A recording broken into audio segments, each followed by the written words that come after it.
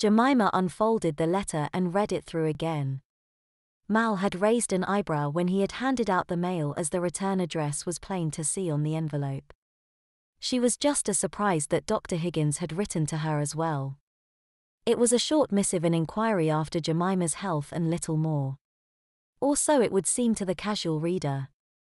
At the very end Honoria had added, "I will of course be very disappointed were I to hear that you have not been keeping up the vowel exercises I set you. I might have to suggest to your commanding officer that I be allowed to visit and a cure be effected." Jemima shuddered at the memory of the doctor's cures. They usually resulted in red stripes on Jemima's thighs, and sometimes her bottom. Without knowing exactly why, she read that last part again, remembering how her tutor had made her bend over the desk with the hem of her skirt lifted. Jemima trembled at the memory, just as she did when Sally kissed her. No one else enjoyed being spanked, did they? Sally had caught her daydreaming that morning in their usual place and had crept up close without Jemima realizing. She had then proceeded to tickle Jemima until tears streaked her cheeks, and had laughed when Jemima admonished her for ruining her makeup. Then they had kissed, Sally's hands roving as though searching for a new place to tickle. Jemima's hands were just about to do some wandering of their own when there was a knock on the door. She took a moment to collect herself, stuffed the letter under the mattress and said, "Come in." "Wow. You're dolled up tonight, been out?"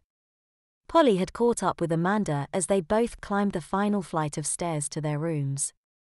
Verity wanted to play dress up, Amanda said with a wry grin. "How was Vespers?" "Oh, the usual," Polly relied, hoping that her voice did not betray how unusual she felt. At the top of the stair she gave Amanda's arm a Polly, "See you in the morning, I've just got to have a word with Missy before I turn in." Amanda checked Polly, taking her arm lightly. "Go easy on her, Polly," she said, "she's young, you know." "This," she indicated with a gesture their appearance, "it's a lot to take." Polly nodded before turning away. Unseen on the previous landing, Catherine pulled her dressing gown tight about her, wondering what Polly had to see Jemima about. Nothing to be jealous about, she told herself, probably nothing at all. Jemima was pretty, but she was not Polly's type at all. She stood a moment more and trudged back to her room. "Pilot Officer Crabtree, if you're going to flaunt uniform regulations, at least make sure your seams are straight." "Oh no," Jemima groaned, "not again." "Ha!" Polly laughed. "Made you look."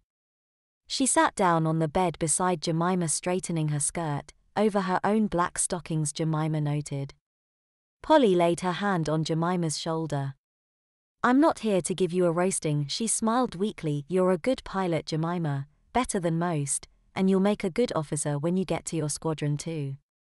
I don't want you to spoil your future by doing anything unfortunate now." She gave Jemima's arm a gentle squeeze. "Aircraftswoman Potter's a fine girl, just remember that there are rules about us mixing with the other ranks. Listen to your Aunt Hope and be discreet." She smiled and kissed Jemima on the forehead as she stood up. "Yes, Auntie," Jemima giggled. "Good night." "What's wrong with me?" thought Polly as she left the room. "First I'm Mike's little woman, now I'm Jemima's auntie." She shook her head and headed for her own room. Jemima followed her out of the room with her eyes. "Just who's been making you wiggle?" she thought.